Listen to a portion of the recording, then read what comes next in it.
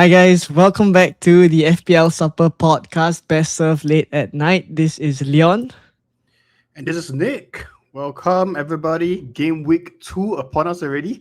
Game week 1 done. Wow, I think I'm super excited, happy to be able to finally watch EPL and football once again. Leon, what's your feeling? Yeah, no, it's great. It's great. It's great to have football back. It's the whole time we were doing preseason pods, it just feels like we have to talk about the same old things. But now there's actually things happening, right? There's actually games happening. There's things that we need to keep up to date with. And yeah, there's actual talking points. So I think there's so much that we can explore in today's pod. And yeah, very, very excited for that. There's already kind of some people in the chat already. Thank you all of you, right, for coming early before we kind of get started. Please just help us out by doing the kind of standard stuff, right? Drop a like on the stream so that more people can watch, and also do subscribe, right, to the channel. Just a bit of agenda sharing because it's kind of our first few pods. So just to get the usual flow of things going for you guys, right? At the start, we'll kind of go with a game week review, right? Talk a little bit about how the last game week has gone. There's been 10 games, right? So much to break down with Nick. And then after that, we'll kind of have a look at the fixtures moving forward, assess, if there's any kind of chip strategies that people are going to use soon, or if there's any fixtures to target, etc. Right, and then we'll go to our usual order sheet where we talk about the players that we think are the best ones to buy, and thereafter there's a hot topic segment. That one will be a surprise. Nick will have that as a surprise for us later on, and then we'll just do a team review at the end. So standard stuff, and yeah, we hope that this overall podcast flow would also kind of allow us to discuss all the different things that we want to speak about. But if we don't mention anything, you can obviously drop it in the chat. As and when we kind of see your questions, we will also fit them into the pod as well. So shall we get started, Nick? Yeah, I'm excited to let's bring up the graphic. In the meantime, everybody please join our league. If you don't already know, we have one, W92 UEN. It's just a fun league, no prizes, no nothing. Just for fun. Let's see how everyone's doing. So yeah, happy to kind of get started. Leon, am I good to go for last game week? Yeah. Let's have a look. Okay. I mean, the graphic is on screen now. Yes, I see it. Okay, so many talking points, right? Obviously, many upsets, of course, right? With United losing, Spurs, Villa all going down, Chelsea and City obviously only winning by 1 goal, so that's interesting to talk about as well. And Liverpool almost didn't get that point at the last moment. So let's just get started at the very beginning. Arsenal, right? For me, straightforward. They are still prime candidates to hold the title. I do think that they played very well, looked very fresh for the season, as indicative of what's it called, the Community Shield. Right, so I think after watching Community Shield, I should have trusted my gut a little bit more, maybe loaded up a little bit more on Arsenal assets. Which ones do you have, and what do you think about them? Arsenal assets, I think the best thing that came out of the 3-0 win, right, is just an assessment of the situation right now, which Zolis currently, I mean, he looks great. He's just very direct. He's someone that was the talk of the town after the Arsenal versus Coventry game. Because 6.5 million, right? What more can you get from an Arsenal attacker at that price? But there's also Odegaard, right? There's also Odegaard, and Odegaard scored in that game. And I think overall, when you look at Odegaard versus Zolis, there was a bit of that discussion before the game week started, because they were the same price. But now it seems like there may be a little bit more of a headache than we thought we would have. It's harder to kind of put them apart now. And to be fair, Odegaard's minutes right now look a little bit better, because Zolis in game week 1, he came off around the I think just before the 70th minute, right, for Eze. So there could be some rotation there, but I think firmly Zolis is first choice left wing. Obviously by the game week 2, by the end of game week 2, the games, we would know when we would know if they are signing anyone extra, right? Basically for that left wing spot. But either ways, I agree with a lot of the content that I've been watching, where I don't feel like they're going to sign anyone on the left that is going to take Zolis off of that spot for first choice. So I like Zolis. Defenders wise, they're still the best defense, right? So I have really full faith in Arsenal. It feels like they're going to win every game right now. 100%. I don't think there's much to be talked about for Arsenal. I don't want to linger here for too long. Another shout I would like to say probably is actually Saka. Saka actually had pretty good 0.71 XGI for this game, which obviously is what you would expect from Arsenal's most expensive player on FPL as well. But that said, I think the returns were all very spread out. So I do think Odegaard was certainly lucky to have scored a goal. I did feel that Zolis was a little bit more threatening in terms of returns. So it's kind of anybody's choice right now. I think most people have Zolis, but I think if you have Odegaard or if you have both, you're pretty much set. All right. Nothing much about Coventry for me as well. I did want to shout them out a little bit. They unfortunately had only 0.28 XG for the entire team. So that was a little bit disappointing for them. I was expecting a bit more, but that's it. I think Arsenal just kind of ran them, played them off the park. I do think they were bouts of it where I was quite happy to see that they took it to Arsenal and they weren't just sitting back for 90 minutes. So I think that's interesting to look at when you consider down the road in terms of easier fixtures for Coventry. Okay, not gonna linger on that. Let's move on to the next game, which I will take the lead on, unfortunately. How's United? I can talk about this for probably an hour. But we look really bad. We look really bad, not gonna deny it. But I have to give shout out to Hull, right? So Hull actually played really, really well, which I think United was not ready for. We probably expected them to sit back and really just try to hit on the counter. But I think at points they really took the game to us. They were attacking very, very efficiently down the wings, actually, which we couldn't kind of handle. It was a 1.32 XG for Hull, a very, very high, and they scored 2. We had 1.82 XG, which we scored none. So that's kind of on us as well. So that's my way of kind of breathing in a bit of copium. Somebody, kind of praise my name a little bit for that. Thank you so much. Appreciate it. I do have to breathe a lot of copium as a Manchester United fan. But that's it. I want to remind people that it is only game week 2. I think the next game against Ipswich is not going to be too straightforward. As you saw, they did beat Sunderland. But United's at home. And actually, looking at Bremo actually had 0.73 XGI in the game, which is pretty high. He took a lot of set pieces, I think 4 of them from the right, because he's a left footer.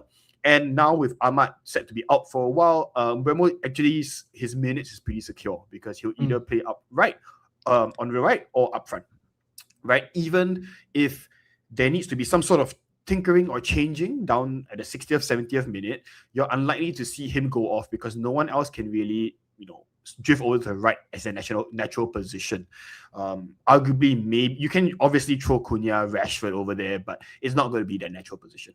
So that's it for me. Very disappointing game for me to watch, obviously, but Hull is interesting. I was expecting them to do a lot worse this whole season. Everybody was, right, saying, how they came in, basically 6 on the championship, eked their way into the Premier League, and basically was set to go back down in 20th. But look at how they started, right? So Leon, what do you think about this game? I think overall, I'm just it's more shock than being impressed with Hull City. I think great result for them, right? But for me, I captain Bruno Fernandes, and on Saturday morning, Saturday night, right, when he blanked, immediately my thought went to what's gonna happen tomorrow if Haaland scores. But end of the day, we will talk about it later on. But end of the day, Haaland also blanked. But it's just typical FPL, right? Like it just reminds me that FPL is back because you wouldn't expect Hull City to win United 2-0. But like the ball is round and FPL is just like that. You get, Manchester United who played so well last season and coming into this season, Hull was like 6th in the championship, like you mentioned. It was just a fixture set up for United to, go 3-4-0. That's not what FPL does to us, right? It's never straightforward. So it just reminded me that FPL is back, basically. For sure. Anyone from Hull interest you at all? Not particularly, but maybe Ollie McBurney. He's the only one I would say. Okay, okay. For me, I would say keep an eye out on the set piece takers. I think Mm-hmm. there was a bit of rotation, if I'm not wrong. I need to go and double check that. But Hull's both kind of goals came from set pieces, which Yep. means that they have run that pretty much in a really hard and harsh way on the training ground. And I think in the Premier League, that's a good way to go for a promoted team, right? So if Mm-hmm. you are at all interested in how long term or down the road, maybe watch out for the set piece takers and their set piece kind of like target men for them, like Ajayi who scored one as well. Okay, I'm just going to move on. Too much pain, too much sadness there. I don't want to spend too much time there. But yes, okay. Next game. I see Everton Palace 2-0. Do you want to take this one? I mean, Everton Palace for me, I'm pleased with that result because I had Mikalenko and I did feel like Crystal Palace were entering the season in kind of not the best shape, I would say. Right, a lot of their players were either one foot out the door, or even now, right, there's kind of rumors linking Mateta to Yes, elsewhere. Yeah, I've seen the rumors. same. There's also Ismail Assar, right, who is also possibly on his way out. I think Crystal Palace, if they're able to keep both these players, who are obviously key attacking players for them, then they would, be I guess all right. But for me, Everton coming to the season looked a lot stronger, so I'm not surprised by this result at all. 2-0, and I have Mikalenko. I'm happy enough that he kept the clean sheet. Obviously, 4.5 million. If I'd gone for like the Kuiper, for example, I'd probably get more points. But I had to play. I was playing the safer route, I guess, and fixtures also was on my mind, right? Longer term. So yeah, happy enough with the Everton clean sheet and 2-0. Yeah, yeah. Let's not talk about the Kuiper just yet. I think a lot of people are already interested in getting him, but no, I think not much to say about that. I do. Unfortunately, even after that game, I don't think Everton and Palace are teams that I'm particularly interested in. Obviously, kudos to people who kept faith with Njai. I think Njai, as well as Dewsbury Hall, both returned really well for their kind of holders. Obviously keep an eye out on any rumors for Njai out. The window is still open, and I think there was some interest for him. But interestingly enough, people all saying, Njai is just about the pens and all that.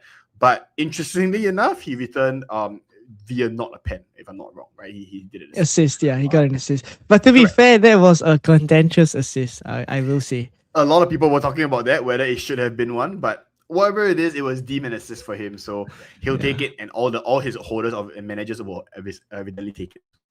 All yeah. right. Next game, Ipswich Sunderland. This was an interesting game. This was the game I watched for the 10 p.m.s. Mm-hmm. So I'll kind of take that a little bit. I did think that I was a little bit disappointed with Sunderland. I think they started out okay, to be honest, but kind of lost a bit of spark, midway through the first half. I thought Bobby was in and around, the goal and trying to push things along, but no clear chance really came to him. So I think his final XGI, which was the highest in the team, was like 0.37 as well. So Mm. not great. On the other hand, Ipswich looked really good, right? So I think one player in particular is, very, very interesting to watch, which is Enciso. So Enciso, and some people Oof. might already know, came from Brighton, right? He was kind of a troll at Brighton. I feel like he didn't really do much for us, but he looked extremely good in the Ipswich team for some reason. Like he was on it. He was ready to prove that I guess he is Premiership quality. I think so. And Ciso's an interesting one to look at. Yeah. Obviously Emerson's got a goal as well, so I think that's a good player to look out for. I Mhm. have Hume, right, which I will briefly talk about before passing back to you. I don't know what to make of him because as much as I watched the game, he was up high, but I barely saw him. He's not as involved in the play as much as I would like. The play, I think, came a lot more down the left and the middle for Sunderland, which, I find it quite interesting. There was a player on the left wing, Angulo at 5.0, which I found really interesting. He came off early, so some of you who tuned in late might have missed him, but he scored the goal and he's at 5.0, so might be worth looking at, for example. Mhm. Mhm. Any thoughts about this game for you? I agree with the Enciso one. I was watching a bit of the game as well, and I think I tuned in at the part just nice where he was going down the right flank, I remember, and he chopped it past like two players like it was nothing. Yeah, Yeah. insane, And those two insane. players were Xhaka. One of them was Xhaka, if I'm not wrong. Yeah, I Oh mean, God. insane, insane. I mean, he is different quality. Like on his day, I think he can, his confidence can really take him to another level. So yeah, I mean, he probably will have a big season for Ipswich. He's probably going to be one of their key players. Hmm. Hmm. Interesting to look at also in terms of how many returns he can get. But yeah, I also wanted to mention a shout out to my boy O'Shea, Dara O'Shea, who Yes. was on my bench boost, and he picked up 18 DefCon. And I was close to getting Diop, but yeah, in the end I stuck with O'Shea, and he was the one who picked up DefCon points. All right, so I was happy with that kind of small little decision on the 4.0 million um, defenders from Ipswich. But yeah, I mean, either ways, the result 2-1 was a bit of a surprise. I think a lot of people thought that Sunderland was going to trounce this one. And yeah, now Ipswich is going to play Manchester United next week. Right. Hmm. Granted, that's away from home. They're playing at Old Trafford, but yeah, we'll see how that one goes. I mean, Old Trafford's no longer Mhm. the fortress that it used to be. So if I'm an Ipswich fan, I wouldn't be too unhappy. Form is in your favor. 1 point, by the way, 1.74 xG for Ipswich. So it's not like the scoreline flattered them. They really did play well. Mhm. Mhm. On the Sunderland side, you mentioned one player I did want to re-shout out again, which is Xhaka. He might have been destroyed by NCSO, but he's actually an interesting pick because he just managed to get DEFCON 12 out of 12, but he Mhm. also is basically on a lot of Sunderland set pieces, right? So I think he Yep. took 3 from the right, 1 from the left, free kicks as well. So I think worth considering if you're just looking for a set piece merchant from there. Lefay, obviously a very highly owned player that was in and around the game, but mostly invisible. So I not much to say about him at this point of time. Okay, sure. Let's move on. Last game of the 10 p.m. fixture. How are we doing for time?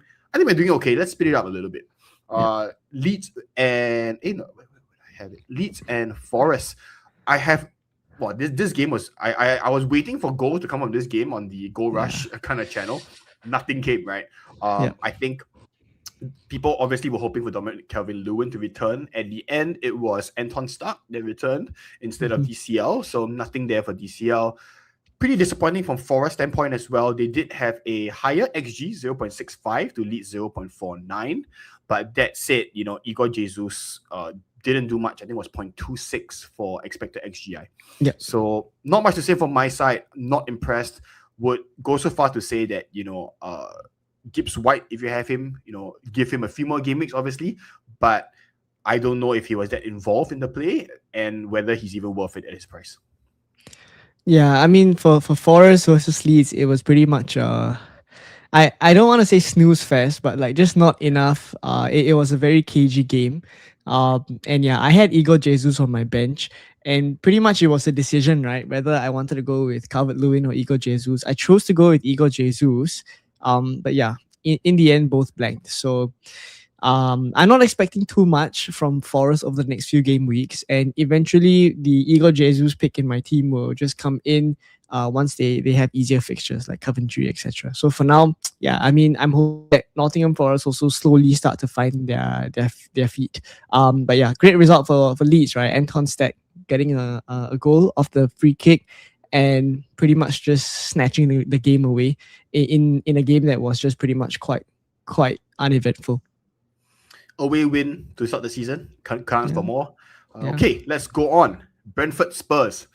I feel like this is a very good kind of talking point game because stats straight off the bat. XG for Brentford 4.03, Spurs 0.47. So Spurs is a trap. I've mentioned it from the get go. I don't want to repeat it too many times, but I think Brentford also came in riding on a high. They have had a really good preseason. Their team looks very gelled, and Sangare. I mean, what a guy! 2 assists, including DefCons, and I think it was just unfortunate for Leon as well as a lot of managers because obviously Thiago did miss a penalty. I think that was a bit of a dagger in the heart of everybody because Brentford was Yeah, doing so well against Spurs yeah. as well. So, what do you think? Yeah, I mean, honestly, the result did not surprise me. And that's why in one of my last few drafts, I was so heavy on Brentford to the point where I had double attack, right? I had Shada and I had Eagle or Thiago. I Mhm. just felt like this was exactly how it was going to set up, right? Tottenham changing up their whole squad. And Yep. then Brentford having a pretty much the same squad, especially the attack is just pretty much the same, right? Dango Tara, Kevin Shada, and Igor Thiago. It just felt to me like there was going to be goals for Brentford, and 4.03 xg is quite insane. It's quite Yep. insane. Like, against the Spurs side, a lot of people felt like, okay, wow, they've signed Senesi, they've signed Van Heck, Kinski was looking okay, right, going into the season, and yeah, it's just 3-0. I mean, even when I look at Kinski's performance in that game, it was absolutely terrible. Like lots of the goals were just parried right into the attackers, and they just tapped in basically. So if I rewound the clock basically, and you told me it was going to be 3-0, would I still pick Thiago? I probably still would. All right. I mean, if it's 3-0, I'm expecting some form of returns from Thiago. But yeah, obviously what happened. The outcome is the outcome, but I'm happy with the decision. So that's probably what I'll say.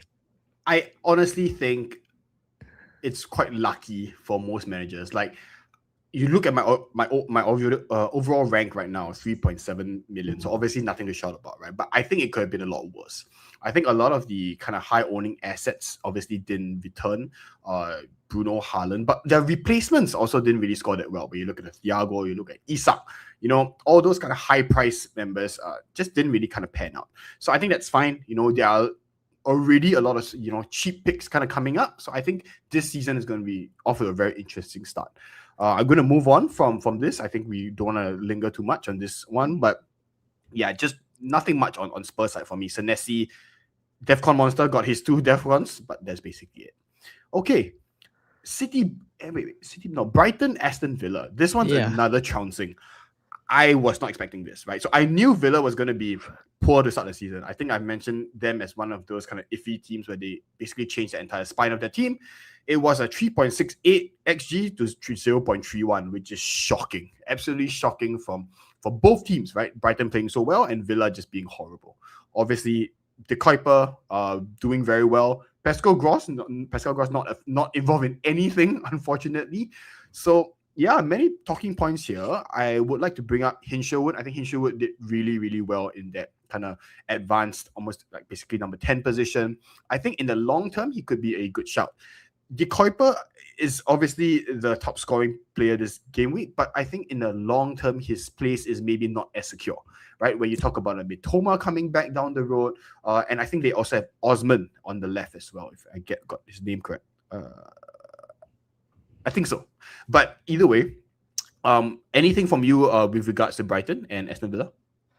Yeah, I expected Brighton to win, but not by that margin. I Yeah. mean, majority of the goals there was scored in the first half, and it was all in quick succession. It's just like it's like being in a boxing ring and just getting like beaten. Like knockout blow after knockout blow. I think Villa just felt like they couldn't come back, and then just to top it off, they got a red card. Right, Joao Gomez got a red card.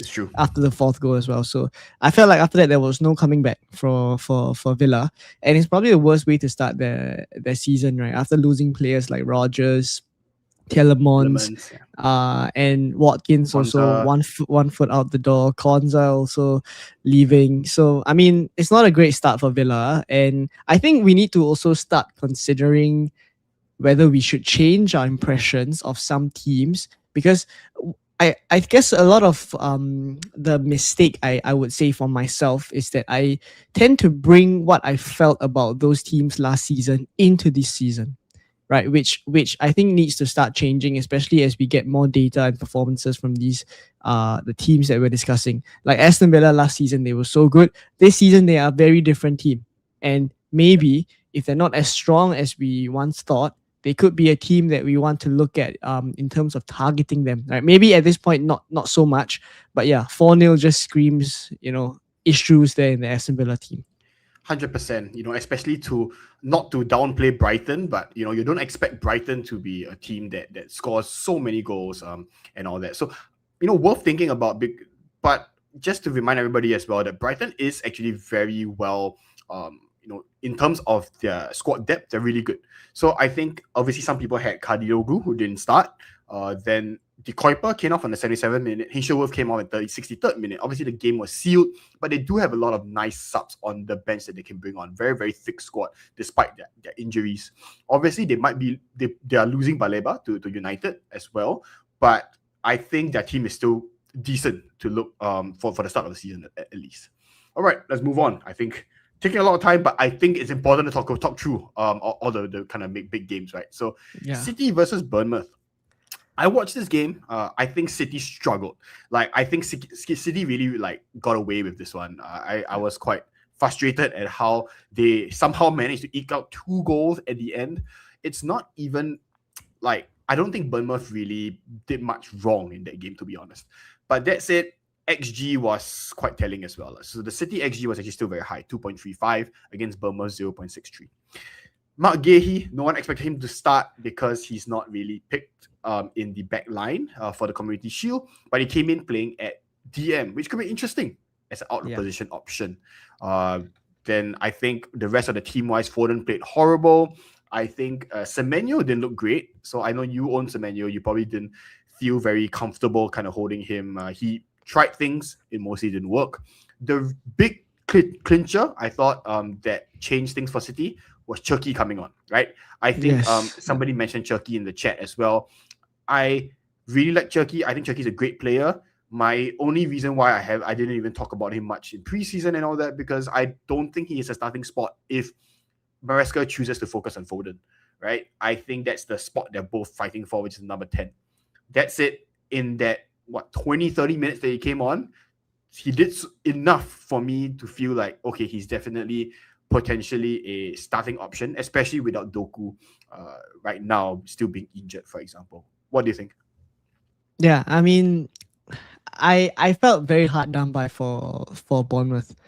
Right. I mean, they played very well, especially once they got the goal. They didn't actually like sit back too much. They also continued to take the game to City, continued to, press forward. I think that game was just a case of City kind of, sustaining the pressure that they needed to. And once, anything can happen from a corner, right? Once they get that kind of momentum, that Gahey scoring from a corner, I think they just rode on it. And Shirky obviously in and amongst the creative sparks in that team. And yeah, I mean, we know what he can do, right? So popping off that assist for Vardiol, I think is only something that a player of Shirky's quality can do.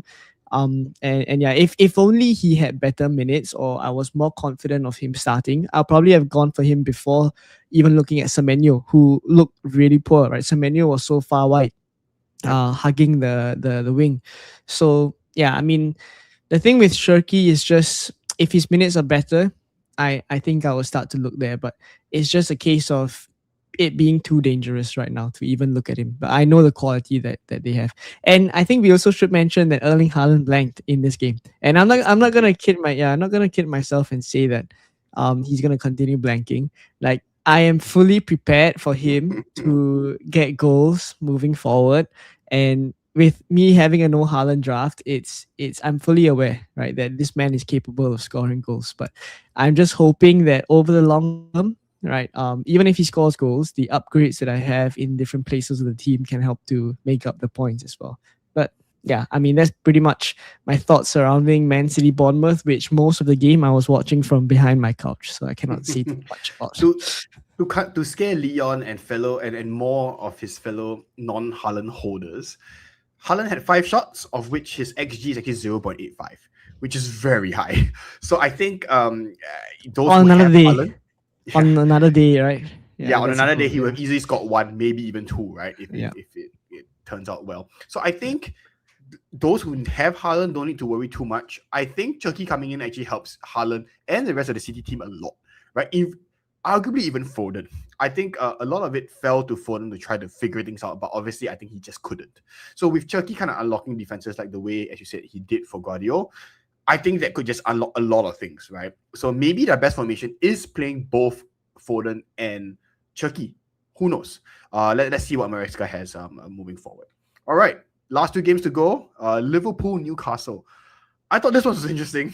Newcastle played. I have to apologize to Newcastle fans, right? So I've been on Newcastle's ass for the whole entire preseason. I was like, you lose your manager, you lose your key players, you know, your entire midfield is gone, right? With Bruno G, with Tonali. I even told some people that I think I would target them the same way I would target Hull. So I would like to apologize to all Newcastle as well as Hull fans. I think I kind of deserve it. But yeah, Newcastle look really good. I think they look very well gelled for a team that has lost a lot of their pieces and have a brand new manager. I think they just, strangely enough, because the manager changed so late, it could be a very late kind of new manager bounce where a lot of players are still fighting for the spots. Wisa, 0.96 XGI, looked really good. I think the whole team looked very upbeat in general. I think Ilanga, right? Toby saying Yes, Ilanga in the chat. insane. Did you see his run? Yeah. He just outran Kirkes like just flat out, right? He's And rapid. Ilanga is rapid. for the first 30, 40 minutes, every time Newcastle got a shot, they just hoofed it all the way up to the right wing. Like, doesn't matter Yeah. like who's there or what's there, they just put it there and Ilanga will run onto it somehow. So that was very impressive for me that they got that going. They probably targeted to Kirkes as the kind of weak link against Ilanga in that spot, and you know, deservedly so. So that's it for me for Newcastle side. Liverpool was kind of disappointing for me. Like they didn't really know what they were doing, I feel, for most of the game. But that said, it really solidified 2 things for me, right? That Wirtz is definitely the further upfront player. Wirtz was the only player trying for them offensively for a good like half, 45, and maybe a bit of the second half as well. He was the only one running around, chasing down balls, trying to make things happen. But that said, he was also pulled out really early because I think he put in so much effort that he was probably like his legs were going. On the other hand, Szoboszlai expectedly played 90 minutes, got all the set pieces. So it's exactly what we talked about, right? Before in preseason when you compare the two. And to me, I think Szoboszlai still has the edge. Not just because he's 0.5 cheaper, but I think the fact that he's on basically all set pieces, free kicks, corners, penalties, as you tell. Isak was on the field, by the way, right? There was a theory that Isak didn't get it because Newcastle, right? Newcastle. Yeah. So there's that. So still monitor about the next pen. But I think Iraola also came out to say that Szoboszlai is very good at taking penalties and that kind of thing. So I think he is 80-90% first choice taker right now. And there's no reason to not have him, I feel, because he's just in and around a lot of the set pieces and, you know, action per se. So yeah, that's my take in general. 2 very good teams to have players from, actually. So I am already starting to think, do I want a little bit more of Newcastle? Do I want someone other than Szoboszlai for Liverpool? Anyone for you? I'll say for Newcastle, like my prediction is that come game week 4, where they start to have a really good run of fixtures, I think I want to be there. I mean, definitely with the price of most of their attackers, if they're able to, you know, perform against Liverpool like that, especially at home, I'm confident that against the teams that they're going to be facing from game week 4 onwards, I think there are value assets there to have. Vissa, a lot of people have in the chat as well talking about Vissa, Ilanga. I look at all these players and I think I know they are good players, right? And if the new manager is able to get this out of them, I'm confident that we will be there in game week 4. For now, I'm not looking at them yet, but I'm monitoring their performances. And looking at Liverpool, I also have to give credit to you, right? You got it spot on. You got it spot on in saying that if Wirtz is the kind of player where if they're not kind of scoring goals and the manager wants to switch things up, they take Wirtz out. Right? If that's what they did, they take Wirtz out. They push Szoboszlai further up into the 10, and they put McAllister next to Gravenberch. Yep. That's exactly what happened, and that also helped Liverpool a little bit. And I saw a tweet as well, I think it's by FPL Harry, and basically he said having Szoboszlai is like pretty much waiting for Wirtz to get taken off, and so that Szoboszlai would play the 10, right, and be more advanced. I get that sentiment and I feel that way as well. And for me, actually, I remember it being a very close decision. And I only switched it last minute to go for Soberslide. I took Birds out and went for the extra point 5 saving. And yeah, thankfully it paid off. So that's all. Nice. I mean, I agree with you. Waiting for certain words to go off. In the meantime, just hopefully there are some set pieces, which Liverpool is pretty good at, right? With Virgil in the box as well. Okay, I won't spend much time. I think some people talked about Wisa. I think a lot of people didn't want him at first as well because we don't know what's the situation with Osula and Watermada. It does seem like Watermada is third choice at the moment for starting. So if Osula and Wisa gets more games together, I think that could be their pairing for start the season and all that. Obviously, Watermada can come off the bench at any point in time at 60th minute, so be prepared for that. Okay, last game. Let's finally round up the run. And I mean, it's Chelsea. I'll let you have this. I mean, we are looking good, I have to say. We are looking good. Offensively, defensively a bit suspect. But yeah, defensively suspect. Defensively for sure suspect. I don't know what I'm doing with Colwell and my team, right? 4 DEFCONs that he picked up only. I mean, based off of last season, he was better for DEFCON, right? But yesterday, right, it was Achiampong and also Lacroix who picked up the DEFCON points, right? But yeah, I mean, either ways, I'm happy enough as a Chelsea fan with the way that the attack is gelling, right? Morgan Rogers, Cole Palmer, João Pedro, all of our attackers getting involved and getting returns in the first game of the season. I think that's fantastic, right? It starts them off on the right foot as well. I can see there's also some chemistry going on. And the fact is that actually all 3 of them have not really played together because Rogers obviously just came in. But the fact that there's already some form of chemistry is making me quite excited as a Chelsea fan in terms of attacking prospects. I am happy that Cole Palmer is looking like he's coming back to his best, right? With the way that he played. I think this is one of his best performances since he got injured last season, right? So, yeah, I have to say Cole Palmer looks sharp, right? And game week 4 against Hull, assuming Cole Palmer is fit, I think definitely the best captain. So in my mind, I'm already thinking, right, I want to get Cole Palmer in game week 4. I'm going to plan for that. I already planned for that, but how do I want to, kind of make my transfers centered around getting Cole Palmer in game week 4 as well. And that obviously plays into some people's wild card as well. I think some people are wild carding in game week 3. Cole Palmer probably will be in there. Some are even thinking of Rogers as well. What I'll say is that's Fulham. Fulham was an easier fixture. The next few is not as easy. Right, it's Brighton in game week 2 and it's Arsenal in game week 3. So let's continue to see how Chelsea plays against slightly tougher opposition. Our defense is definitely suspect. Right? So just to keep an eye out, it's really just attack, and I will stay clear of the defense for now. I have quite a few points. I know we're running over time, so let me just quickly rattle through. I didn't watch the game, admittedly, but I do have a lot of stats. And one that I find quite interesting. I follow Solio Analytics for their post-game kind of graphics. Chelsea's graphic is amazing. If you go take a look at the graphic, they have a very clear 3-4-3 in their average positioning on the field, which is like you never before seen, right? Because usually players will stray out of position, they will play further up or play further back unexpectedly. But that just shows you what kind of discipline that Xabi Alonso is putting into their team, where they really know their positions and they're sticking to it. The 3-4-3 is as though you put them like on a whiteboard to coach people like this is a 3-4-3, right? That's exactly how it panned out on the analytic graphic, which is amazing, right? That said, they're probably still figuring out, defensive things here and there. So I could see why maybe they're still not so good defensively. Offensively, interesting. I always shout out my Chelsea info giver, Gabe. I think he might be listening, but he calls them. So some people call the front three CPR, right? That's right. So Cole Palmer, Pedro, and Rogers, right? Yeah. He calls them JP Morgan, João, Palmer, and Morgan, which I think is hilarious. So interesting point that I got for my research is that Chelsea actually played more of a low block while Fulham actually played with high press, which is interesting.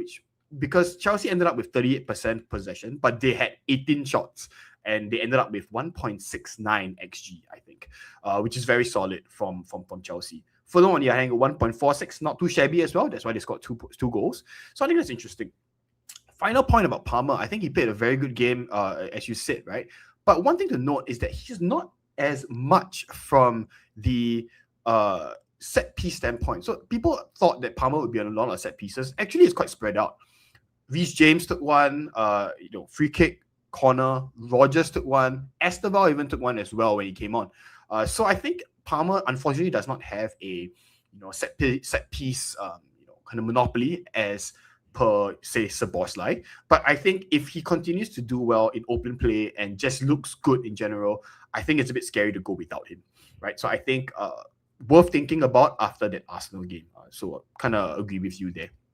Fulham, I was not expecting them to start out so well, to be honest, because he's one of the teams that I wasn't, kind of eyeing too well. I just realized this was the ex-Real Madrid manager derby between Arbeloa and Xabi Alonso as well. So that's quite interesting. But I don't know enough. Obviously, Garcia scored one, and I think a lot of people are watching him quite closely at 6.0. That's another one of those kind of cheapish strikers to target. He is at 0.72 xg, right? So yeah, worth looking at as well. Okay. Yeah. I think we talked a lot. Let's not overrun. I think we overrun quite a lot already. Let's cut down on next game week fixtures. Let me quickly look at them right now. The graphic should be on your screen.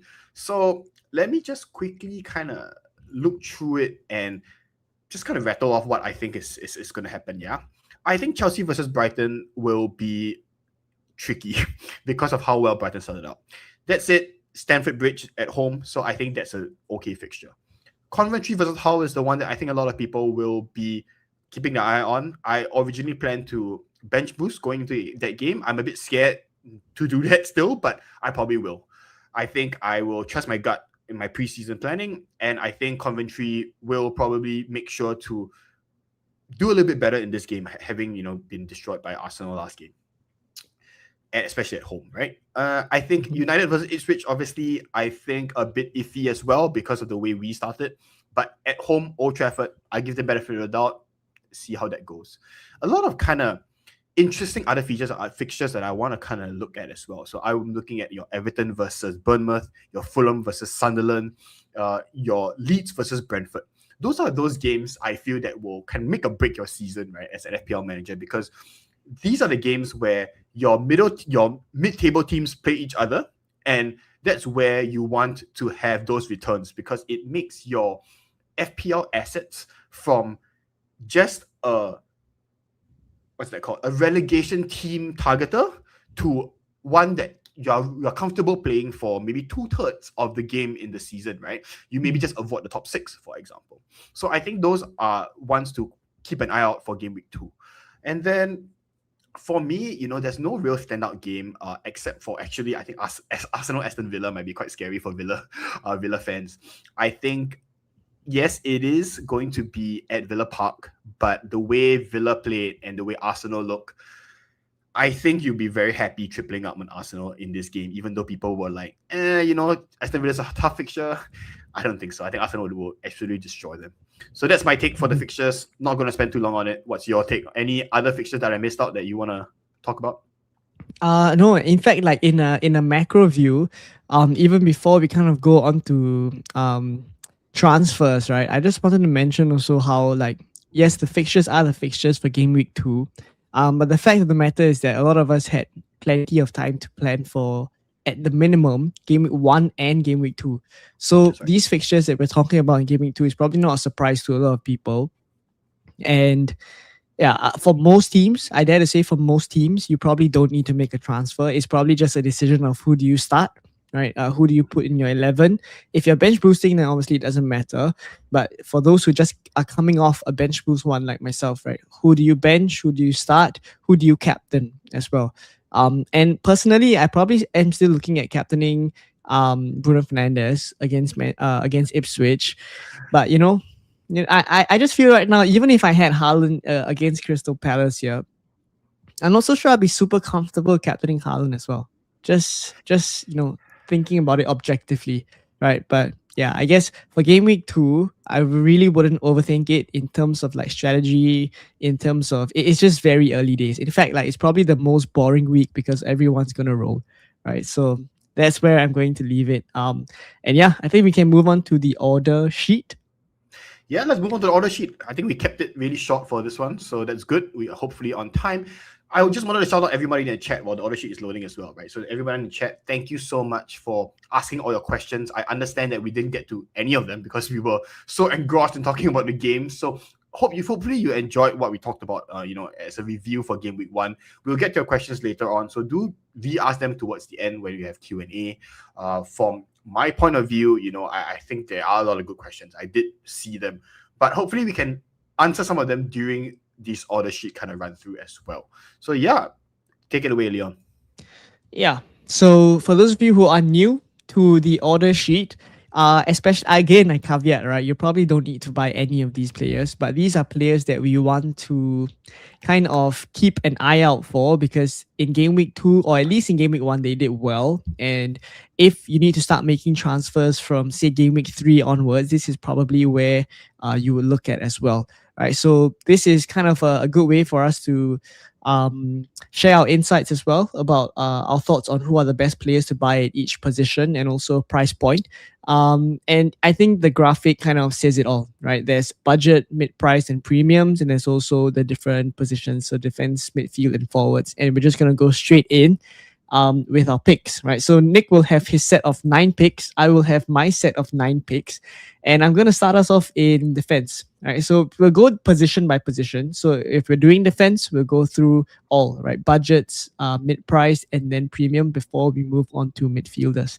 So for the budget pick, I'm going to say Ayer here. And pretty much I was quite impressed with how many DEFCONs he picked up. And Brentford keeping a clean sheet against Spurs. I mean, granted, Spurs did not play very well at all, but honestly, when I look at Ayer and the way that he plays, firstly, he's a great defender, right? That's first. I look at his quality and calmness on the ball, but also in the way that he plays, he's that kind of player that tends to pick up more DEFCON points, mainly because of his style of defending. And I think you can say the same for someone like Senesi as well. From last season when he was at Bournemouth, you see some defenders, the way they defend is just tailored to picking up DEFCON points. And for me, Ayer is that player. All right. I don't have any, arguments there. I think people already eyed Ayer from the beginning in terms of his DEFCON and, Brentford as a team. So no complaints there, especially as a Sangare owner. I know that all he's done is kind of shore up that defense, been very active, and generally Brentford's looking really good. So even if you have a Ayer or what's the other guy's name? Coyote, right? So Coyote obviously scored a little better because he did score a goal. I think either is fine. I think both of them are really good picks. So no kind of complaints there. For my side, I will be choosing, yes, very boring, I will be talking about the Kuiper. I think, regrettably, I did think about him at some point in one of my gazillion drafts. So I don't want to be that guy just say, oh, I had him in my other draft. I did, but whatever. I don't have him right now. And I'm a little bit scared because he's just so offensive. He's basically what everyone expected Hume to be for game week 1. You're right. Right? And I think the Kuiper is actually going to be there for a while more. People are saying, I was just kind of looking through some threads saying that until Mitoma comes back, he really probably has that spot as long as he's doing well. I think he had an amazing game. Like, if you really watch the way he played, he was very involved, very brought a lot of pace to that left wing. I think, interestingly enough, Kadioglu was linked with a move away, which I'm not sure. Is it because of that? Is it because of his? I think there was a knock. He had a knock as well in terms of 75% chance on the site. So I do think that there's a chance that there might be some movement there for Kadioglu. So if you have Kadioglu and you're not too confident, the Kuiper could be one that you could immediately kind of knee-jerk to if you wanted to. I think he looks great. Won't talk much about him. I think he will remain offensive in the way he plays. And if Brighton remains the way he is, I think no reason to doubt him. Yeah, I think so long as he starts, he's good. But the moment there starts to creep in a bit of doubt as to whether he's not going to start, if Mitoma is back, for example, then yeah, All right. And I've seen as well in the chat, someone has just said Brighton just bought a new left back. I've seen that as well, right? And what they're saying is that because of that, does it mean that the Kuiper is being seen as more of a left mid option, more of a, Ooh, someone like to a doggo. challenge, yeah, like challenge that spot with Mitoma instead of him, being versatile and being able to do both. They see him more as the left mid. So this is interesting, and the truth of the matter is that it's only one game week. There's so much more information that we're gonna get, right? So, but yeah, I think the Kuiper did great. For those of you who went there, probably on your bench boost, sitting on 17 points, happy days. But yeah, just pay attention to minutes as well. I'm gonna move on to mid-price defenders. Oh, by the way, right before I start as well, I've seen a couple of you guys, like Gabriel as well. He's mentioned in the chat saying Palmer has to be in there. Like, feel free to play along with us. Fill in who you think should be in the chat for the different positions. And yeah, get a discussion going in there as well. We will definitely have a look and kind of display some of your comments depending on if it's relevant for that section. But yeah, feel free to play along with us. We'd be interested to know your thoughts as well. For mid-price defenders, I'm gonna go with Calafiori. This is boring. This is boring, but I'm choosing Calafiori over someone like Ben White because I think even though Ben White scored 11 points, right, he picked up bonus. Even though that was the case, I feel like Calafiori longer term, right, longer term is the one that you're gonna go for. Ben White got extra 2 points from bonus mainly because of the passes attempted. Right, he racked up more passes, and with the way that Ben White functions as a right back, where he just passes a lot more than Calafiori, who just pretty much bombs forward. And a lot of Calafiori's touches is, most of the time in the final third already. He's not going to get a lot of that pass completion. And that's why Ben White was the one who picked up more bonus. But yeah, just a bit of a nugget of info. But overall, I think Calafiori is more secure for that spot. So I think it depends how long you're looking for as well. I don't think anyone's making transfers, but maybe from game week 3 or game week 4 onwards, you got to see once Timber comes back, Ben White starts to become a bit of an issue, right? So that's why I haven't put Ben White here, even though White got 11 and Calafiori got 9 points. All right. I have Calafiori, very happy to continue owning him. I do think to the mid to longer term, Calafiori is still the pick. I think, interestingly enough, someone mentioned that, I think it was during the game, I forgot where I saw this, that Arsenal are taking shorter corners. I'm not sure if you noticed that a little bit, but shorter corners could potentially mean less corner set plays, which means that Gabriel might be less of a threat. He's still going to be there, and he's still going to be in and around the box and going to be hitting balls here and there. But with maybe new set plays, maybe I think they're changing it up because everybody obviously went to watch the Arsenal tapes and how they play their set pieces, and they're hoping to stop them. So maybe Arteta is kind of preempting that and getting new set plays in to confuse, to keep it fresh. So that might be a case where Gabriel may no longer be worth 8 million, which is a whole kind of 2.5 more than Calafiori, right? So for me, Calafiori is very natural kind of choice there. Okay, for me, Guardiola. I actually am not too bullish about City defense. City defense still looks shaky as fuck. I think Bournemouth kind of carved them up a little bit on that first goal. So why I put Guardiola is because, interestingly enough, City attackers kind of do roam up the field quite a bit. And I think that's quite indicative of obviously City being, very possession heavy and able to kind of pour bodies forward. The reason why I put Guardiola over Gehi is just a nailedness thing. I think Gehi is still, unfortunately, third choice for centre back at the moment behind Diaz and Guardiola. And of the two centre backs, I do think Guardiola kind of pushes up a bit more. Kusanov, not at all. So then obviously you have O'Reilly, but O'Reilly's not in this price bracket. So the reason why I have Guardiola here. Obviously worth looking out whether he remains being the upfront. I think they were obviously pushing for goals, which is why he was so far up front. So worth looking at as well. But if he has minutes longer term under Maresca and they start getting clean sheets, I think Guardiola is worth taking a look at, essentially, right? Somebody in the chat, it's your boy Uni said Guardiola is nailed. So yes, that's for me.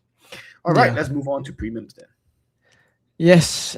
So for premiums, this one here, I'm gonna go a little bit rogue. I'm gonna be a little bit rogue here and say Tarkowski, right? Because I think overall, Everton are still a very, very solid defense. I mean, we saw already in Game Week 1 against Palace. It's not difficult to keep a clean sheet against Palace, but I think overall, when I look at the set of maybe six fixtures for Everton, and considering how they are, firstly, a very defensive focused team and well drilled, right, by David Moyes, I always see kind of clean sheets for Everton. They just feel like a very stable team. And we spoke a bit even about Jordan Pickford, right? We spoke about Jordan Pickford in preseason, saying how he's just a player that takes along. Like, I feel the same way about most like Everton assets because they just are able to keep clean sheets in general, right? So Tarkowski for me with his DEFCON, interesting premium to consider. James Tarkowski for me is such a cult classic. Like, he's been in the game for so long, and I think people who have played him back in the day, was he at, I'd like to say Burnley before Everton, right? Right, he was also a cult favorite together with Ben Mee as well. Oh yes, together with Ben Mee. That was actually a really good partnership. I enjoyed watching them in the center of the Burnley defense back in the day. But yeah, James Tarkowski, it's so weird, right? That you get Everton defenders at 6.0, the 5.5 Pickford as well. And that's because defensively they're actually quite sound. So I don't want to discount them too much, right? I do think they will probably not be too solid against the bigger teams still. They'll probably struggle a little bit. But at the moment, nothing wrong with the Tarkowski shot. On my end, I see Gabe Theo already shouting Lacroix. I think Lacroix is interesting as well. He's not my pick because I think we talked about it earlier that Chelsea still looks a little bit suspect in defense. Letting 2 into Fulham isn't great. So maybe down the road, yes. Lacroix also got an, I'd like to say, assist in one of the goals, I think, which is why he got 6 points, which is quite good for Lacroix owners. But that said, he is their most expensive defender. So I think they will be a very good wing-back option from Chelsea, actually, that pops up. So I wouldn't choose Lacroix. For me, my choice, interestingly enough, he didn't return at all. It's actually O'Reilly. I can't remember if I picked him last week, but O'Reilly paid so far up. I think it's a weird choice by Maresca that didn't pan out. But instead of choosing a like-for-like replacement for Doku, who got injured, right? You could have put Grealish there. You could have brought Cherki on and put Foden out there, but no, he brought O'Reilly further up front for some reason. So I think that's really, really worth considering, that I think Maresca does value his attacking prowess. And when you watch the Community Shield as well, he was just so high up. Essentially what Claudio Fury was doing for Arsenal. So I think O'Reilly is still worth looking at. That said, I just don't rate the premium defenders as of right now as a whole, right? So if you were to get me to pick one, I would pick O'Reilly. Okay, yes.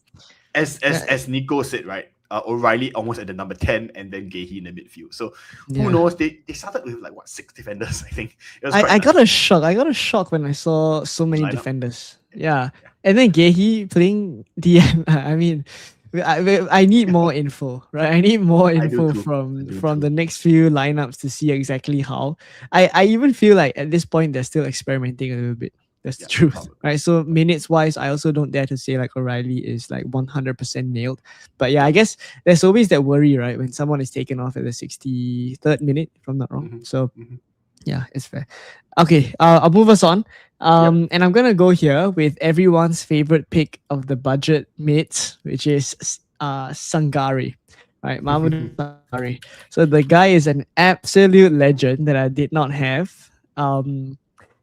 Pretty much a lot of people compared him to Elliot Anderson of last season, but I want to have a bit of a stronger opinion on him and say that I think he might even be better than Elliot Anderson, because I see the way that Sangare plays.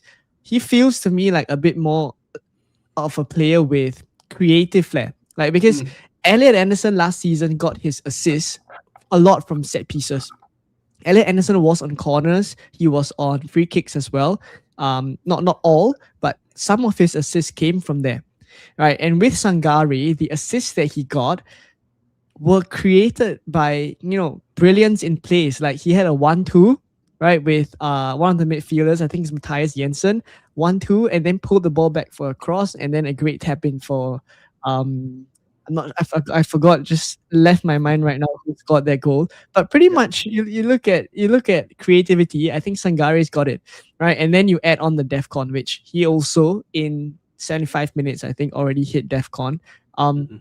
and yeah, I think overall Sangare is just going to be the darling of the FPL community. Like I promise you on wildcard, we are all going to be there. Whenever you wildcard, 5.5 people are going to be there.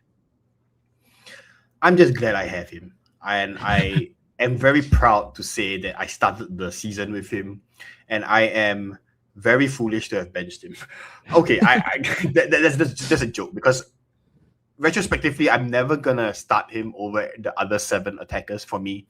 So it is just unfortunate. Somebody earlier in the chat, I remember mentioned it's a waste that I didn't bench boost last week. But bench boost was never on my mind for game week 1 because I was always aiming for game week 2, which meant that I have a lot of Coventry players. I have Kinski on the bench, so it was really only Sangare that was on the bench for me that scored. Yes, it would have been a pretty good bench boost, all things considered, but I don't regret it. I think it was just a logical decision at the point in time. I 100% agree with you. I was very surprised at the activity rate of Sangare. He's very forward thinking. He makes a lot of good bursts towards the box, which is not indicative of a so-called DEFCON DM, right? When you think about DEFCON DM, you think about Anderson, someone who steadies the ship a little bit like Rice even, right? Where they can put in a good ball from far, they can protect the back four. Sangare is not what we expected, I feel. I think a lot of us obviously don't watch outside of the EPL, so we don't know what to expect in terms of his play. But now that we get the glimpse of him preseason as well as game week 1, we are quite pleasantly surprised, I think. So I think just for argument's sake, I won't go Sangare. I think everybody knows that I like him. I have him on my team, but I will want to kind of shout out this guy, which I did earlier as well, which is Angulo. Angulo is on the left wing for Sunderland. I know Sunderland did not win Ipswich, but he did score that first goal, and he looked really, really good. Bad thing is that he got hooked quite early on I can't remember who subbed for him, but his activity and his technical ability looked pretty good. He's one of those classic kind of tricky wingers on the left wing that's always looking to take people on and take a shot. I think so. If you are, hard up for money, right, and you want somebody active at 5.0, if Angulo continues to start at left wing for Sunderland and you see another green patch of games, very tough fixtures, I think game week 3 onwards. So you might want to wait for that for a little bit, but I think he's a pretty good shout.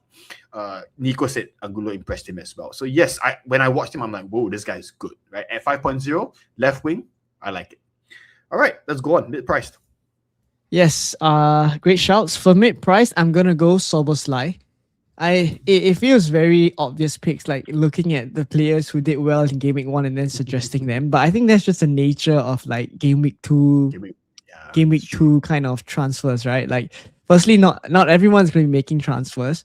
But the point is to say we only have one game week sample size. So a lot of the players that you're going to see here are players who actually did well in game week 1. And Soboslai, I think, is just good discussion here to like compare with Verts as well, which we spoke a bit about just now, right? I think Soboslai is definitely firstly the cheaper option, but I think the more value option. You get more minutes out of him, you get set pieces, you get penalties. I mean, everyone knows what we get with Soboslai, especially after that pen. And I actually went to go and watch Indoni Iriola's comments after the Newcastle game, where he was asked, so is Soboslai the penalty taker, right, for Liverpool? And he said he kind of alluded to the fact that yeah, for now it is. But then he also went to cover it up a little bit and say like, oh, but actually we also have, a lot of other good penalty takers. I think he mentioned Gakpo, he mentioned Isak as well. He just mentioned a host of other players that can take penalties. But for me, it was that starting reply, that small little hint that like, yeah, that is the case for now. And for me, that's enough. Right. And again, for those of you guys who don't have Soboslai, probably on Wildcard, you're probably gonna get him. Right. I'm quite sure. So I've seen a lot of um, tweets going around that saying, okay, the game week 3 or kind of game week 4 wild card is kind of, fixed around three players. I mean, three players are locked in pretty much, which is Soboslai, Sangare, and the third player right now has left me. But I look at these two, right, Sangare and Soboslai, and I just can't see any wild card not going with them. Yeah, I think it'll be very interesting to see where all the wildcard tree goes, as you said. I think they will naturally pan towards all the so-called knee-jerk reactions where you're like, oh, give me one, game week two, they both look great, and then they're returning. And I think that's not a bad strategy to go, right? I think you just go with the data that you have, right? For wildcarding game week three, that's all you have, go with it, right? So I like that strategy. All right, my choice. I talked enough about Szoboszlai earlier, so my choice is actually I saw some predictions in the chat. None of them are right. I have chose Hinshelwood. So I think Hinshelwood is a player that actually was brought up quite a bit preseason as well. We didn't talk about him much because I think Brighton is not one of those that was earmarked for great offensive returns. But I think having played such a good game in game week one, both on defense and offensive front, I think Hinshelwood's a good shout. One that might be a lot more nailed than a De Kuiper, right? So if you're just not too sure if De Kuiper is going to have that spot in the left wing for very long, Hinshelwood is actually very solid at number 10, right? I think he was in and around a lot of the play. He looked very active in almost every attack that Brighton have. And I would go so far to say that, I think he's a better shot than, Rutter or Georgino Rutter up front. So worth thinking about if you want someone cheapish to kind of jump to. Maybe you have a Lefay and then after next game week he still hasn't returned and that bad run comes up for Lefay, you could just easily swap to a Hinshelwood, right? Assuming his price hasn't gone up by then. So yeah, I think that's one that I'm currently looking at, Hinshelwood. Yeah, I think that's very fair. So I'm gonna move on to the premiums now, and I think this is not a surprise for a lot of people, right? It's gonna be Palmer, and as a Chelsea fan, like it just brings me so much joy that Palmer is back to his best, right? And we will be there game week 4. We will be there to pretty much get that captaincy haul from him. I think a lot of us are also looking at something like Bruno to Palmer, mainly because of how Bruno performed. I wouldn't be so fast as to say like that's a straightforward move. Like Bruno is Bruno. Bruno is still a very good asset. So as much as Palmer did very well, I still feel like for game week 4 personally, and a lot of these thoughts are like me thinking about how to get Palmer in. Like I may not end up just doing Bruno to Palmer, right? I may try to find other ways to get Palmer in because end of the day, Bruno is still a very good asset. But yeah, definitely right now, after that Fulham performance and him being back to his best, I see a lot of people in the chat showing love to Palmer as well. Like yeah, for me, he is the man for this section. Yeah, I just wonder if he's having like he's back with a vengeance, right? I think last season he got a lot of shit for not doing well, and I think this season he's quite keen to prove himself. And I think in general, having Rodgers come in actually helps him more than hurts him. So I think that front three is definitely worth looking at from my point of view as well. Palmer could be an interesting upgrade from an Mbeumo, for example. I know a lot of people are not looking to keep Mbeumo for the mid to long term. They're like, oh, after this first 2 games or even the third game after Everton, they're like, yep, bye-bye. So my pick for this is actually Mbeumo. Okay, I know everyone's probably going to shout at me and be like, are you crazy, Nick? United looks so bad. Why are you still recommending him? Yes, I get that. And I am deeply disappointed with my team. That said, Mbeumo actually had a really interesting game, right? Whereas he actually still topped the kind of XGI kind of performance stats, right? So he's at 0.73 for United, which is decent. And like I said earlier, Ahmad is actually out now. So that means, Mbeumo is very much nailed. Do you think Ahmad is better? Mbeumo is better at right wing or up front? That remains to be seen. right? I was not expecting Šeško to get minutes. I did not think he was fit just yet.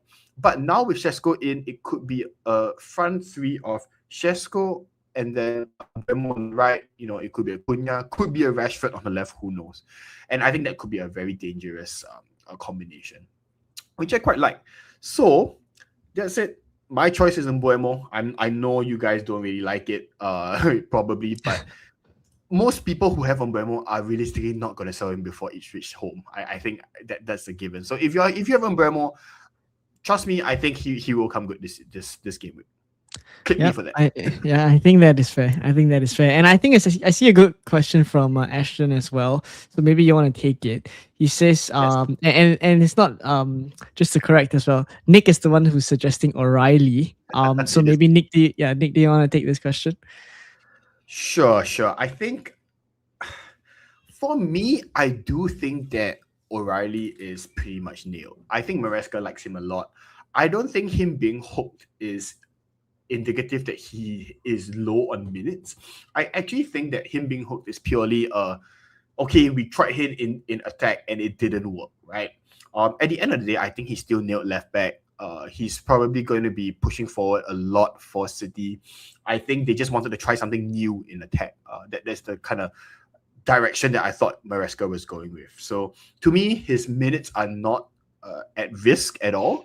I think he will at the very least be left back and a very offensive one at that. So for me, no issue there. Yeah, I think that's fair. Okay, maybe let's wrap it up. Forwards, let's rush through them. Yeah, let's wrap it up with forwards. I realize we are running, always running ahead of time. But I'm gonna go with Barry here, as one of the cheaper forwards. Again, a lot of the cheap forwards this week did not perform, right? But I think Barry, I put him here only because of his price. And yes, he returned in Game Week 1, but I'm not going to, say that he's going to return every week. I know he's not that kind of player that can perform at that level, but just a starting striker, obviously assuming that he continues to keep his place ahead of Beto, right? I think Barry 5.5 for an Everton attacker is in with a shout. I look at the supplies that he's going to get as well. Someone like Iliman Njai, very creative player who's going to be able to supply him the ball exactly like how he did for the assist this weekend. And then there's Keenan Dewsbury Hall, also a player that is very capable of putting in those through balls for Barry. I just feel like 5.5 million feels a little bit underpriced. So that's why I've put him here. Okay, 5.5 is a very interesting price bracket, and actually my original choice for this was actually Emerson from Ipswich, and I'm going to do a last minute swap here. Interestingly enough, I do think that I'm maybe a little bit clouded by the fact that they did so well against Sunderland, and I think if you really want to get someone attacking from Ipswich, I would say Enciso is probably a better buy there. Interestingly enough, I was very impressed with Enciso. So to kind of swap it a little bit, I actually think. So shout out to Coventry. I think Awoniyi is an interesting one if he starts, but we don't know if he's going to start or is it going to be Sims. So I think don't go there until it's sure. I think I'm going to go for Wissa. I think it's interesting to see the Newcastle playing so well in the beginning, and I think Wissa and Osula did well together. So picking one or the other should be fine as long as Watermada doesn't threaten their minutes. I think they are the better 2 out of 3 that work together. So yeah, not going to talk much about it. I think we talked about it before already. Wissa is probably my pick for a budget option at this point of time. Do notice how we kind of jumped off all the DCL, Broby, Igor Jesus options that everyone was talking about. I think that's indicative of all 6.0 forwards. I think they are considered cheap forwards where you have to be quick to adjust, right? Like if they're not running hot after a few game weeks, just kind of drop them. I think that's fine. Don't expect too much from them at 6.0, I feel. So, okay, let's go. Mid-priced. Mid-price, I'm going to go João Pedro. This one, I'm not even going to mention. I'm not even going to give explanations here. Yep. Like, this needs no explanations. Yeah. Yep. Okay, I'll just quickly go through then. My pick is Havertz. So I think Havertz has kind of really proved that he is number one right now for Arteta. Both started in the Community Shield and for in game week 1, played well for both. Not to say that Gyok won't get minutes, Gyok will get minutes, but I think Gyok will probably come on as a off the bench option for the first maybe third of the season. Kai is just looking too good. With Arsenal looking very steady, I think Kai is a bit overlooked because obviously everyone's thinking of Odegaard, Saka, and Zolis. I think Kai leading the line is actually a really good shout. He's going to quietly provide an assist, a goal every game, even though when you do spread out amongst Arsenal attackers, I think Havertz is in and around. So I think that's good. Okay, premium, let's round it up. Yeah, so for me, this one, I'm gonna go very boring here, and it's honestly slim pickings, right? I was discussing this with Nick before we actually started the stream, and honestly, the premium forwards, aside from Haaland, is slim pickings. You look at Isak, you're not really convinced by Isak, especially if he's going to be he's not going to have penalties, and he doesn't look like he's worth the money that we're paying for him. There's Gyökeres in this premium bracket as well, but he's probably second to Havertz. Then it's Haaland left, right? So it's pretty much slim pickings. So I've gone for Haaland here. I mean, again, as I say, like for game week 2, for our order sheet section, pretty much it's not going to be a case where everyone, no one's going to be making transfers, but it's mainly for us to discuss players. And I think just to speak about Haaland here, I still think he will score goals, and this is coming from a non-Haaland owner. He will be scoring goals, and I will be there in game week 3 when I free hit him in. I will be watching that match with a lot of peace for sure, but he will be scoring goals. And I think for those with Haaland, don't have to do anything whatsoever. Pretty much just keep the man and let him do his thing. That is hilarious, right? So you don't have Haaland, you pick Haaland. I don't have Isak, I'm picking Isak. I think it's basically proof that the premium strikers are not doing well, right? So obviously everybody expected them to return in relatively easy fixtures game week 1. Neither of them returned. Much like premium defenders, I would have to say that I don't fancy either of them like that much.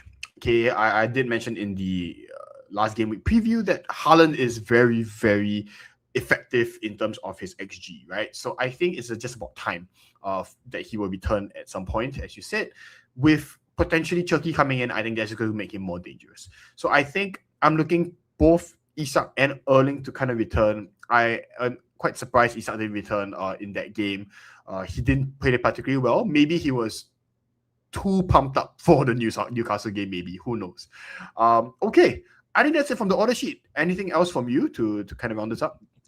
No, I think this is it. And also just to give everyone context as well, the order sheet will become more and more useful as we go on later on in the season. Obviously now for game week 2, when we're all just pretty much rolling, this was just for us to discuss. But I think it's good to also introduce it to you guys. And yeah, we're excited for the order sheet, and also we appreciate that a lot of you guys played along as well. It makes it fun for us. Yeah, it did. Right? I saw a lot of predictions that I didn't think about myself, so appreciate it. And since you said about rolling, I know we're gonna go into drafts. Let's go straight into drafts, right? Our drafts, but I do want to kind of talk about that a little bit, which is what do you do? Is you said that everybody's gonna roll, and I think that's natural because game week 2 making changes is just hard. You only have one free transfer. Are you going to blow a wild card so early?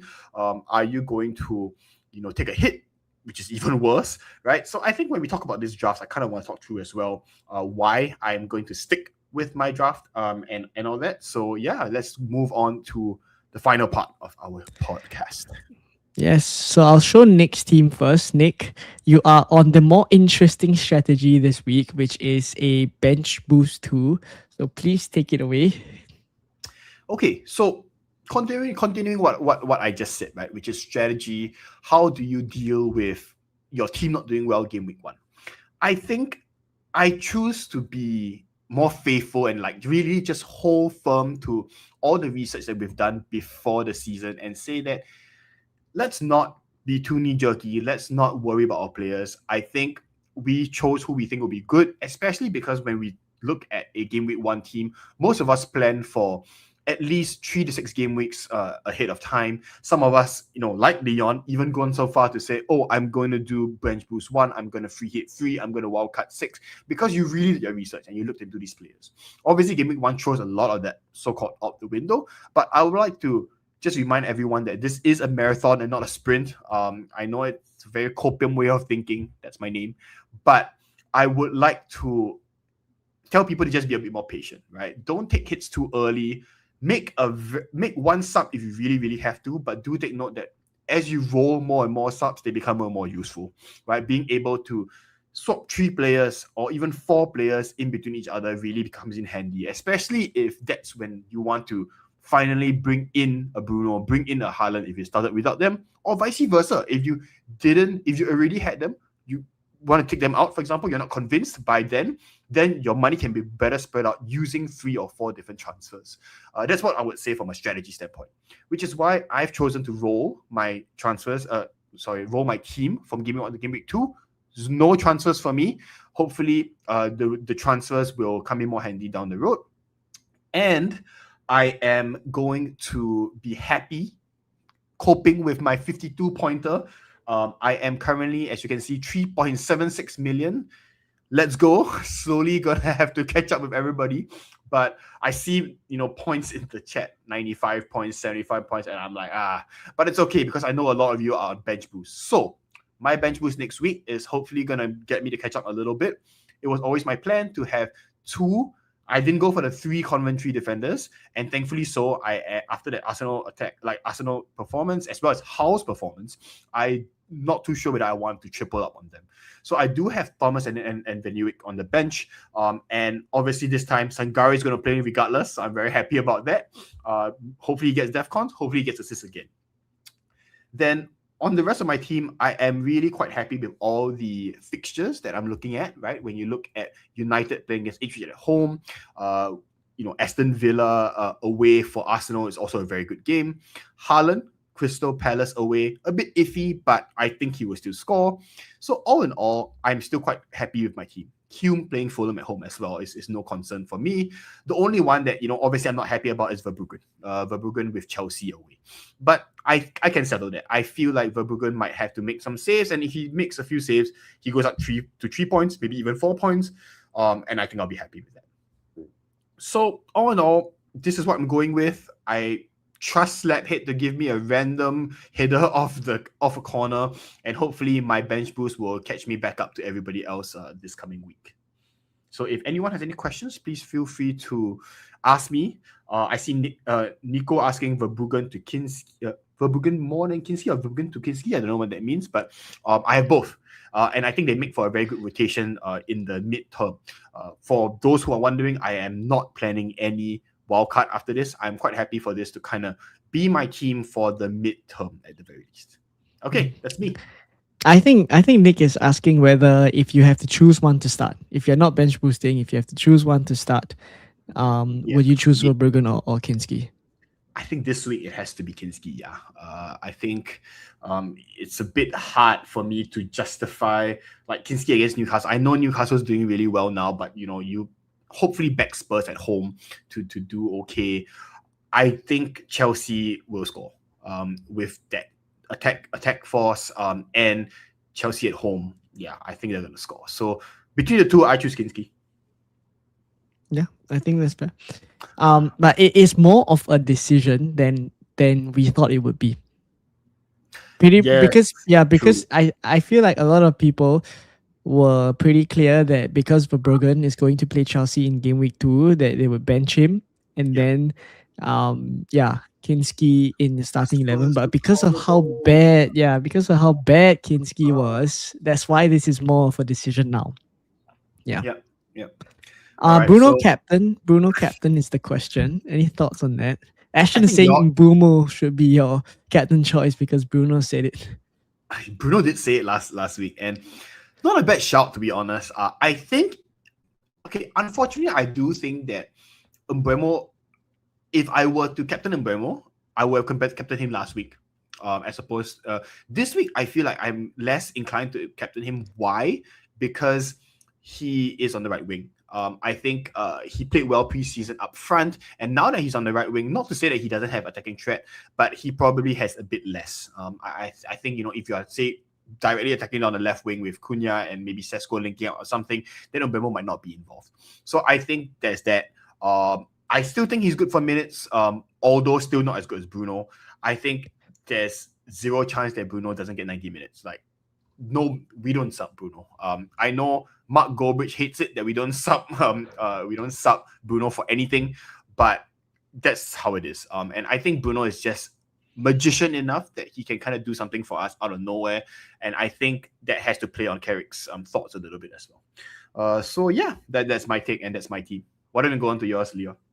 Yeah, so I'll just wrap us up. We're actually great for time this week, so that's fantastic. So I'll wrap it up. For my team, is not anything very exciting, right? I'm not bench boosting.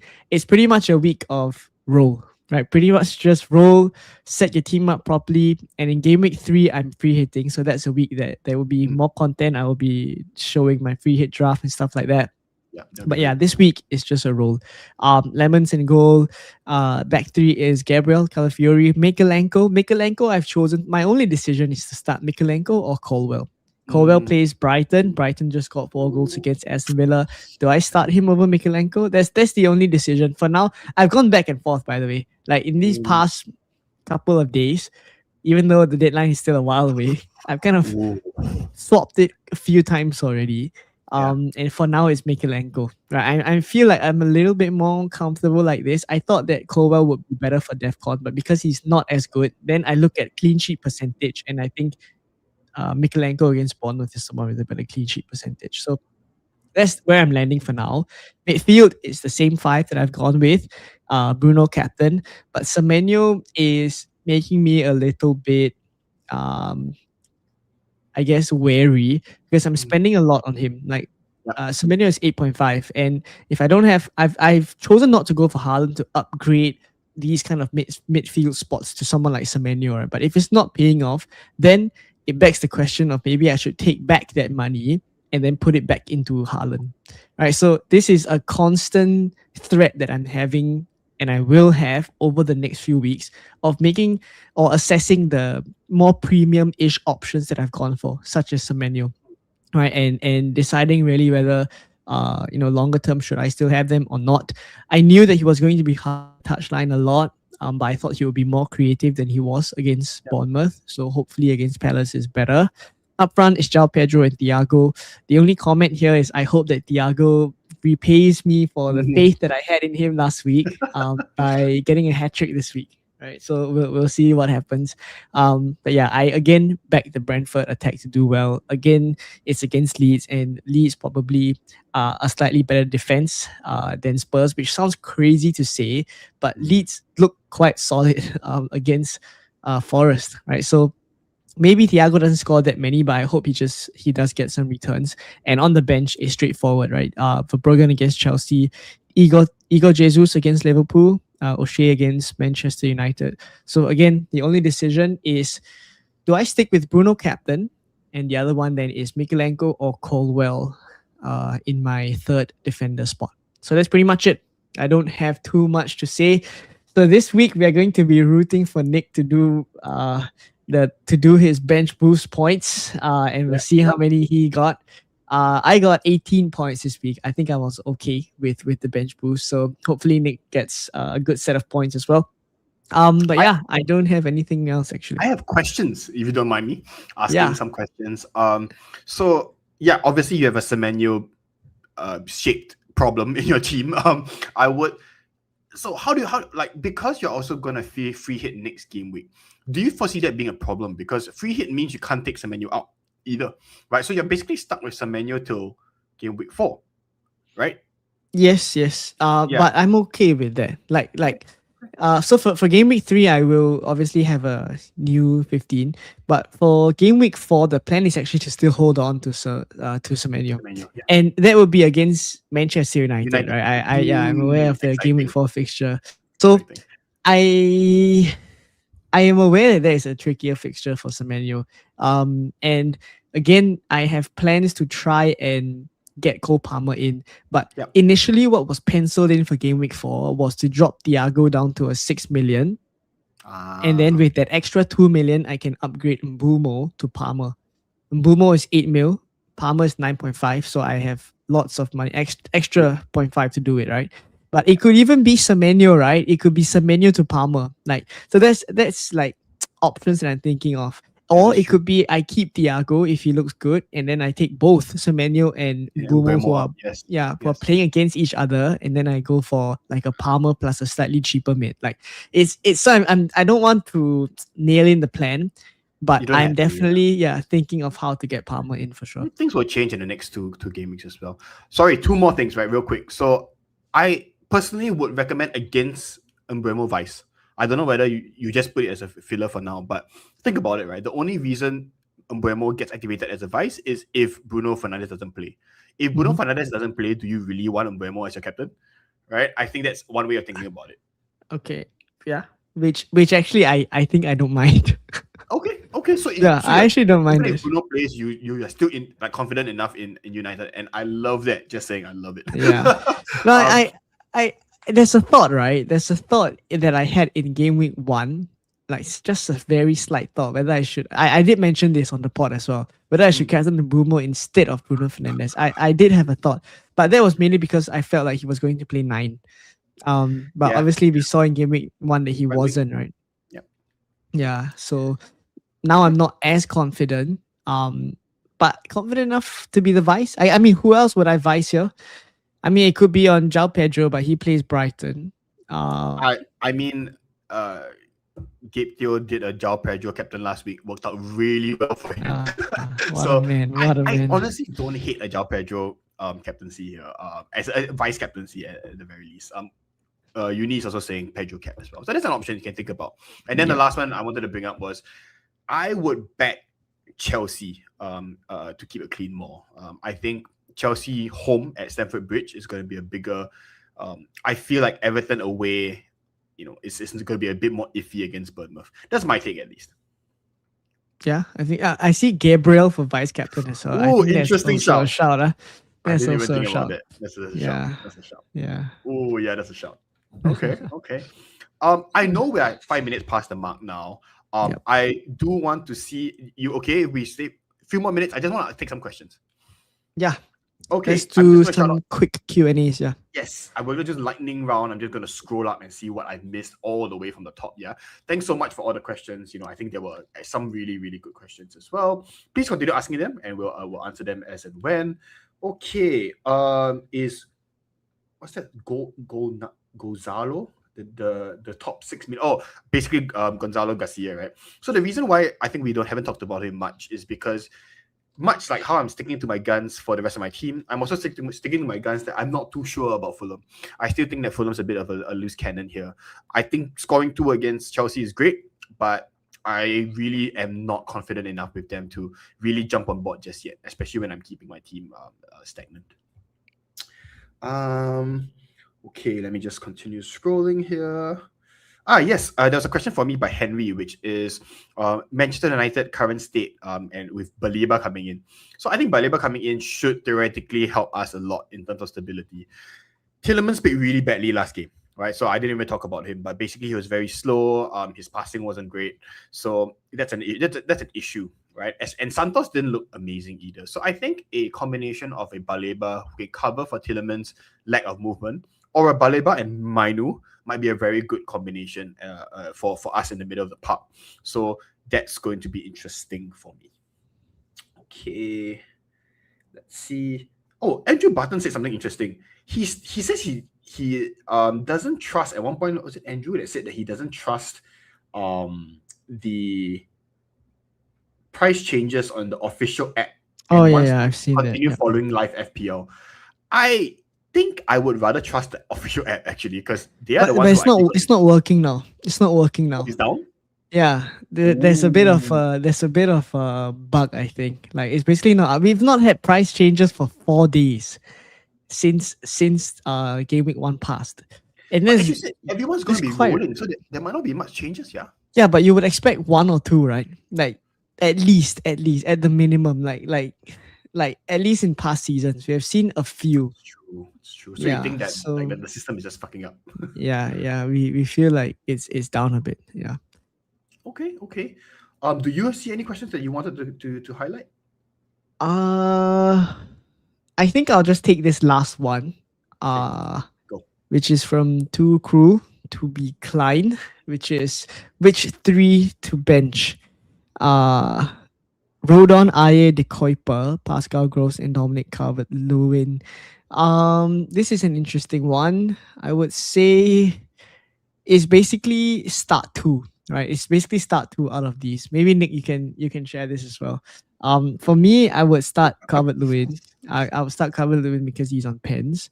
And the next one then it would be the Kuiper against Chelsea. I'm not sure if I'll do that, but Chelsea's defense is a bit suspect, but I probably wouldn't start him. Pascal Gross against Chelsea, I probably wouldn't as well. I think it come down to either Rodon or Aye, and it probably be Rodon who has the home fixture. So for me, it's the both of the Leeds players. Leeds double up.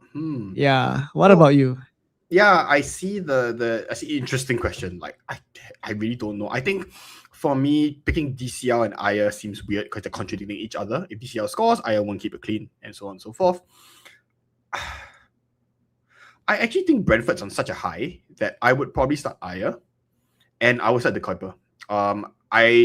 I know Chelsea is doing well as well, but because the Kuiper is playing so far up, I think there's every chance that the Kuiper can put a good cross in. We've talked about Chelsea defense maybe not being as solid as they would like for now. So I think it's okay for the Kuiper to, especially if they have wingbacks pushing up and there's just going to be three at the back, the Kuiper might have more room on the wings to kind of play with. So I think, and on the off chance he gets a clean sheet, who knows? That could be another big haul for him. So for me, the Kuiper and Aya. Which means that you'll be benching Calvert-Lewin. Yeah, I would be benching Cavalier, which is weird, right? Because I do think I would start him on most games, but I just feel like Brentford's on such a good kind of run right now that it's a bit hard to bet against them. Thiago, Especially come on. yeah, right. And then Thiago. and DCL also didn't seem too involved against Forest over the weekend as well. So that's that. Yeah.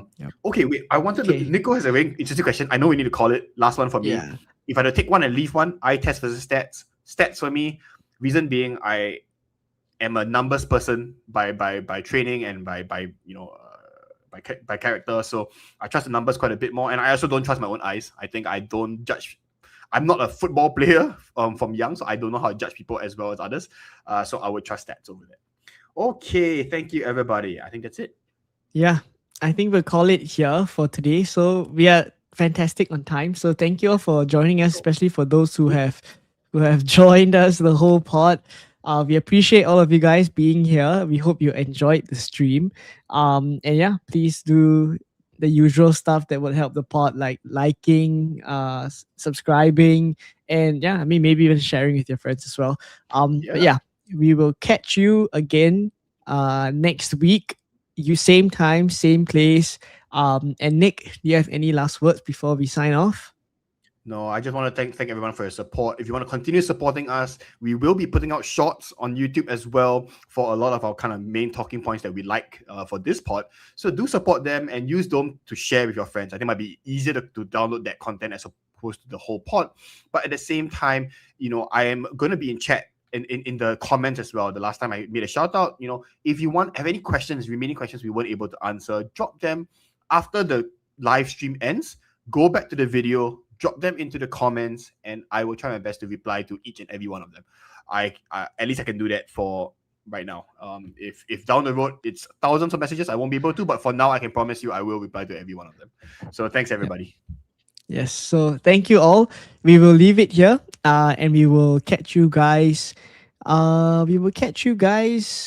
Next Tuesday, right? Yeah, next Tuesday. after game week 2. I think it'll be interesting. You have a free hit coming up, and I think we'll have 2 game weeks, of data that'll be interesting. So yeah, that's it. Oh, I like that, by the way. Viva Sangare. I'll say that every pod now. Okay, so we'll catch you guys very soon. Bye bye. Bye.